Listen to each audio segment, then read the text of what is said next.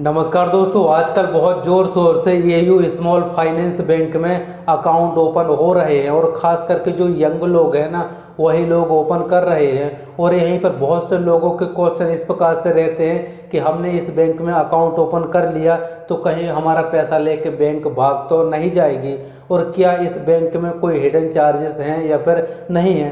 पता चले कि हमने अकाउंट ओपन करा के पैसा जमा कर दिया और हमारा जो पैसा है कटना स्टार्ट हो जाए, तो इस बैंक में अकाउंट ओपन करना चाहिए या फिर नहीं करना चाहिए, या फिर ये बैंक कितना सेफ है। तो आज मैं आपको कम्प्लीटली इसके बारे में बताने वाला हूँ। इसके बाद से वीडियो देखने के बाद आप खुद डिसाइड करोगे कि इस बैंक में आपको अकाउंट ओपन करना चाहिए या फिर नहीं करना चाहिए, इसलिए वीडियो को एंड तक जरूर देख लेना। तो दोस्तों, इस बैंक में तेजी से अकाउंट ओपन होने के 3 मेजर पॉइंट आज मैं आपको बताने वाला हूं, और ये जो 3 पॉइंट है ना वो यंग लोगों को अपनी ओर अट्रैक्टिव कर रहे हैं। पहला पॉइंट तो ये है कि इस अकाउंट को ओपन करने के लिए आपको किसी भी ब्रांच में जाने की ज़रूरत नहीं है। आप ऑनलाइन ही घर बैठे बैठे मोबाइल के थ्रू डिजिटली तौर पे ओपन कर सकते हो।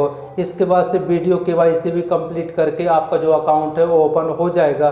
बशर्ते रहती है कि आप 18 साल या फिर 18 साल से ऊपर होना ज़रूरी है, और इसके बाद से आपके पास पैन कार्ड और आधार कार्ड होना ज़रूरी है। और दूसरा पॉइंट ये है कि ये जो अकाउंट ओपन होगा वो जीरो बैलेंस है, मतलब आपको कुछ भी रखने की ज़रूरत नहीं है। अगर आपके पास पैसा है तो आप बैंक में रख दीजिए, और अगर नहीं है तो जीरो भी छोड़ सकते हो। जीरो रखने के बाद बैंक आपको कोई भी पेनल्टी वगैरह नहीं लगाएगी, जो कि बहुत ही अच्छी बात है। तीसरा और सबसे बड़ा पॉइंट जो कि सबसे ज़्यादा ऐड इसी पे चलाया गया है और कहा गया है कि जो एयू बैंक होता है आपको 7% का इंटरेस्ट पे करेगा, जहां पर दूसरे बैंक आपको 3% से लेके 4% तक का इंटरेस्ट देते हैं। एयू बैंक आपको 7% का इंटरेस्ट पे करेगा, और इसी पे प्लस पॉइंट ये है कि आपको हर महीने पे करेगा। मतलब जैसे महीना ख़त्म होगा लास्ट में आपका जितना भी अमाउंट का इंटरेस्ट बनेगा आपके अकाउंट में क्रेडिट कर दिया जाएगा, जो कि जो 7% का इंटरेस्ट रेट है सबसे ज़्यादा झोल झाला तो इसी पे है। अब दोस्तों, मैं आपको बता देता हूँ कि इस बैंक में मैं तो रिकमेंडेड आपको नहीं करूँगा। माना कि आप जब अकाउंट ओपन करते हैं तो आपको जो एटीएम कार्ड होता है और आपकी जो चेक बुक होती है आपके घर के एड्रेस पर पहुंच जाती है। इसके बाद से आप एटीएम कार्ड द्वारा आप नेट बैंकिंग बना लेते हो, और इसके बाद से अपने मोबाइल से ही आप पूरे अकाउंट को मैनेज कर लेते हो, और आपको ब्रांच भी जाने की ज़रूरत नहीं है, ऐसा बहुत से लोग बोलते हैं। तो दोस्तों, मैं आपको बता देता हूं कि इसकी जो ब्रांचेस होती हैं अभी सभी सिटी में आपको देखने को नहीं मिलेंगी। अगर आपकी सिटी में है तो आप बेशक अकाउंट ओपन कर लीजिए, लेकिन कभी कभी ब्रांच भी जाना पड़ता है। सब कुछ डिजिटली तौर पर नहीं होते हैं, लेकिन इसकी जो ब्रांचेस हैं अभी आपको सभी जगह देखने को नहीं मिलेंगी। कुछ ही सिटी में या फिर कुछ ही जगह पे देखने को मिलेंगे।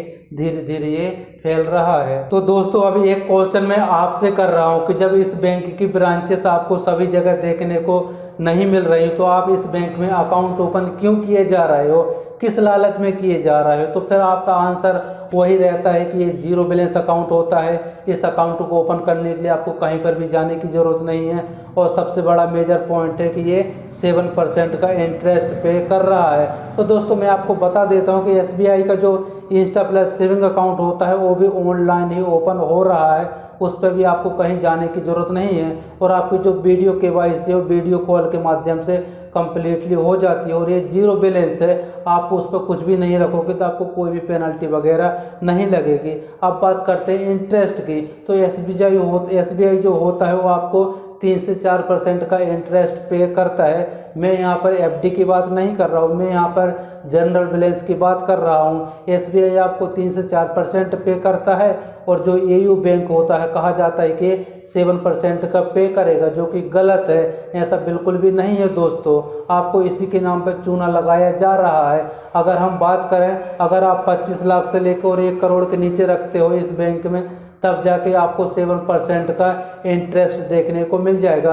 बाकी आप इस चार्ट में देख सकते हो कितना रखोगे तो आपको कितना मिलेगा। तो दोस्तों, इस अकाउंट में आपको फर्स्ट टाइम में एटीएम कार्ड और चेकबुक फ्री में मिल जाती है, लेकिन एटीएम कार्ड का एनुअल मेंटेनेंस चार्ज 150 रुपये प्लस जीएसटी आपको देना पड़ेगा। इस अकाउंट में आपको पासबुक नहीं मिलती है, मतलब वेलकम किट के साथ में पासबुक नहीं आती, क्योंकि ये जो अकाउंट होता है वो डिजिटली तौर पे ओपन होता है। इसके बहुत सारे अकाउंट होते हैं। अगर आपको दूसरा अकाउंट ओपन करना है तो तो आप यहाँ पर देख सकते हो लिस्ट। अब डिपेंड करता है कि आप कौन सा अकाउंट ओपन करने वाले हो, क्योंकि बहुत से जो अकाउंट होते हैं उस पर आपको मंथली एवरेज बैलेंस मेंटेन करने की ज़रूरत पड़ती है, लेकिन जो डिजिटली सेविंग अकाउंट की बात करें तो ये जीरो बैलेंस होता है, आपको कोई भी बैलेंस मेंटेन करने की ज़रूरत नहीं है। तो दोस्तों अगर आप इस बैंक के ATM मशीन से ट्रांजैक्शन करते हो तो आप अनलिमिटेड कर सकते हो, और अगर आप अदर बैंक के ATM मशीन से ट्रांजैक्शन करते हो तो आपको 1 महीने में ओनली 5 ट्रांजैक्शन फ्री मिलते हैं। फ्री के बाद कितना चार्जेस लगता है आप यहाँ पर देख सकते हो। तो दोस्तों आप यहाँ पर देख सकते हो ये रहा डिजिटली सेविंग अकाउंट। अगर हम मंथली एवरेज बैलेंस की बात करें तो आप यहाँ पर देख सकते हो नील है।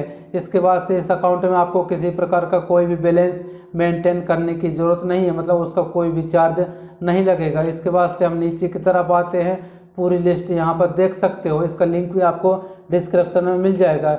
इसके बाद से जो मेन पॉइंट होते हैं मैं आपको फटाफट से बता देता हूँ, आपको समझ में आ जाएगा।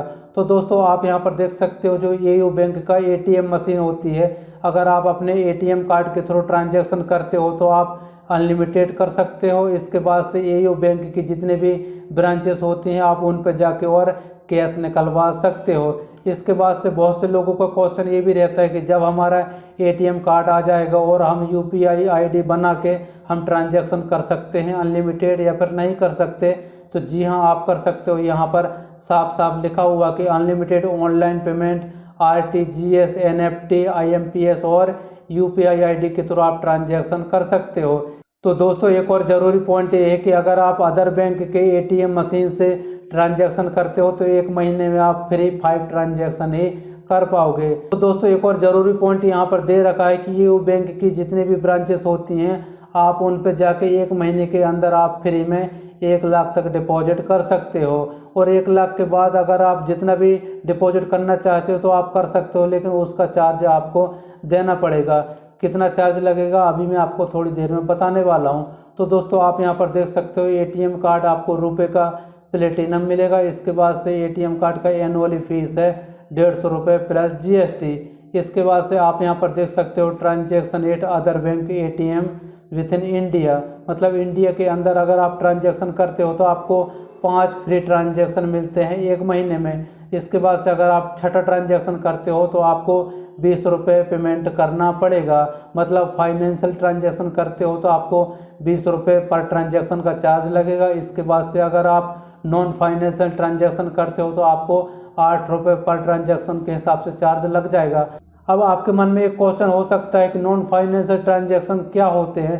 तो दोस्तों मैं आपको बता देता हूँ कि जब आप ATM मशीन में जाके बैलेंस चेक करते हैं, मिनी स्टेटमेंट निकालते हैं या फिर अपना ATM कार्ड का पिन चेंज करते हैं, ये सब नॉन फाइनेंशियल ट्रांजैक्शन में आते हैं। अगर आप ये सब करते हो तो आपको 8 रुपये पर ट्रांजैक्शन का चार्ज लग जाएगा, मतलब 5वां पूरे होने के बाद 6वां ट्रांजैक्शन। बाकी और भी पॉइंट यहाँ पर दे रखे हैं, आप खुद देख सकते हो। इसके बाद से अगर आप अपना ATM कार्ड को रिप्लेसमेंट करते हो तो आपको 150 रुपये प्लस GST लगने वाला है। तो दोस्तों यहाँ पर भी एक ज़रूरी पॉइंट दे रखा है कि EU बैंक की ब्रांचेस में जाके आप डिपॉजिट तो कर सकते हो, लेकिन 1 महीने में आप फ्री में 1 लाख तक डिपॉजिट कर सकते हो। मतलब मेरा ही पैसा जमा करने में मुझे ही पैसा देना पड़ेगा। मतलब अगर आप 1 लाख के ऊपर जितना भी जमा करते हो 1000 रुपये, तो आपको 4 रुपये पर 1000 का देना पड़ेगा।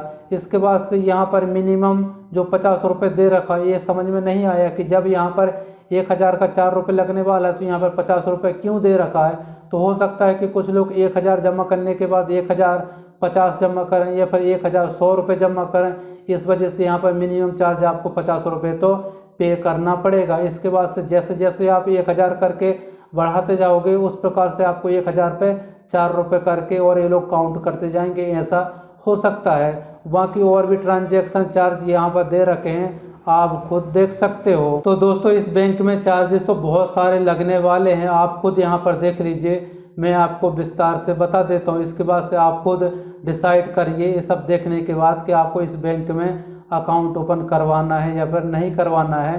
पिक्चर मेरे ख्याल से क्लियर हो गई होगी ये सब देखने के बाद। अब आपके मन में जो भी कमेंट्स लगे आप मुझे कमेंट्स करके ज़रूर पूछ सकते हो। चलिए मिलते हैं नेक्स्ट वीडियो में, तब तक के लिए बहुत बहुत धन्यवाद। और आप मुझे कमेंट्स करके पूछ सकते हो कि अब आप नेक्स्ट कौन सा स्मॉल फाइनेंशियल बैंक के बारे में जानना चाहते हो।